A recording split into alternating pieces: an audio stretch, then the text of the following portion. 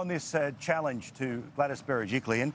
Matt Keane, who is the left faction leader, they are the dominant faction in New South Wales, says this is not a spill, it's a joke. Gladys will be leader tomorrow and the day after for as long as she wants. She won the election in March. She's our best asset, and any challenge to her leadership is an act of political lunacy.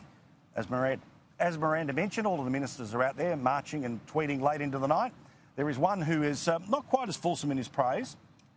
That's the Transport Minister. Remember, that's the job that Gladys Berejiklian had before she became Premier, and that's Andrew Constance. He's just written, no, not running, crazy. The idea of the spill, but everyone else is writing very detailed. Feels like they're using this spill, confidence to say that she's going to win, to really smoke out who the enemies are from within. Those people on the Conservative side of the Liberal Party in New South Wales, well, they keep texting up a storm that this is the first of a couple of waves, and like always, you show the weakness of the leader in the first one, you take him out in the second. I repeat, I don't think Gladys Berejiklian should lose her job over a bill that I think has been handled appallingly, but I don't think she should lose her job, certainly not so soon after winning the election. Prue Carr is the education spokesperson for the Labor Party in New South Wales. Nick Cater is from the Menzies Research Centre. Both of them join us now. Prue, can you believe what is about to happen inside the government tomorrow where, look, could be as low as 4, could be as high as 20. Best case scenario could be a whole lot more than that for the Rebels. But can you believe this is what's happening? It's crazy stuff, isn't it? After her election win, you know, and Tanya Davies was happy enough to attach herself to Gladys Berejiklian during that election campaign. Look, I think what you said is right, Paul. You know, like we all know how this movie ends, unfortunately, in New South Wales. You know, we've seen it time and time again on my side of politics as well. Before people start tweeting me that it's not just the Liberals. So yeah, I think it's pretty it's pretty crazy stuff when it comes to Gladys. Not something that I think any of us or anyone that follows New South Wales politics would have sort of saw coming. But I think what's going to happen is, you know, like she'll be weakened significantly no matter what happens tomorrow, and then all the knives will be out, you know, and all over a bill that's not even a government bill. You know, it's an independence bill. That's a conscience vote. Yeah, it's sort of wild stuff in there.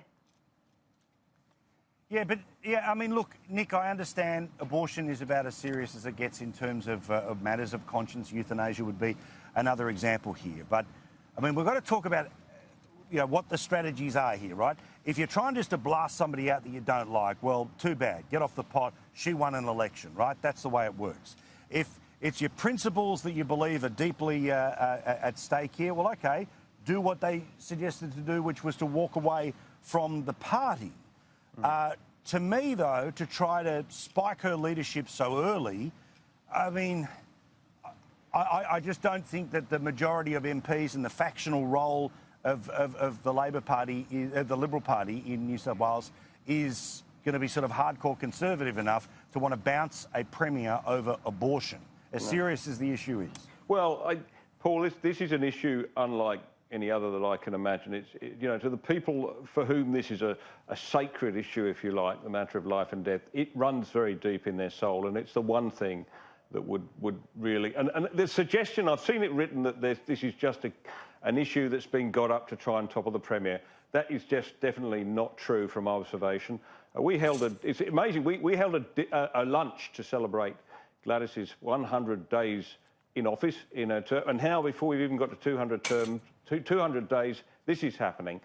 It's only this issue or something similar to this that could have provoked it, and I think it is because it is not only a matter of conscience but a matter of fundamental deep conscience for those people. And I think that from my reading of it and for the people I've spoken to in the New South Wales Parliament, they go to this point regretfully. And I personally don't understand why the Premier hasn't made the moves she could have easily made to end this crisis. She could have done so just simply by saying, well, we will put the amendments through that are the sensible amendments that have been put forward just to maintain the protections while making, you know, removing the criminalising element of this. She could have done that, and many of us, you know, are rubbing our heads to think why? It's almost like, you know, she's pressed the self-destruct button. But that said, I'm pretty certain that the Parliament, you know, her party will stand by tomorrow, the majority of them.